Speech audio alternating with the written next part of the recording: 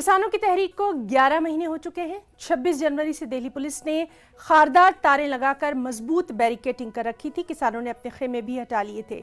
कहा था कि रास्ता दिल्ली पुलिस ने बंद कर दिया है, जबकि आज दिल्ली पुलिस ने रुकावटें भी हटा दी। किसानों ने कहा कि हम यहाँ मौजूद हैं, देखते हैं आगे क्या सूरत हाल पैदा होती है।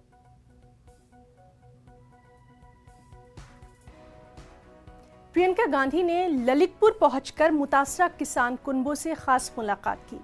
आपको बताएं कि हाल ही में खाद लेने के लिए लगी लाइन में भगदड़ की वजह से 2 किसानों की मौत हो गई थी।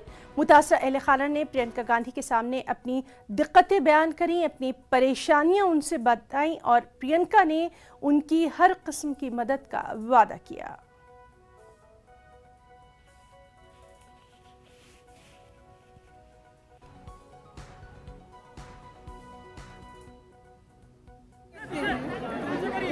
और अधिकारी और नेता सब साथ कर रहे हैं। और जब आपकी बता रहे थे मुझे कि 1 बोरा मिल रहा है, 2000 के लिए 1 बोरा खरीदने की कोशिश की। दूसरा, जब आपने बोरे से ही चोरी कर रहे हैं, आपकी बोरी से चोरी हो रही है। कामयाबी की कोई कहानी एक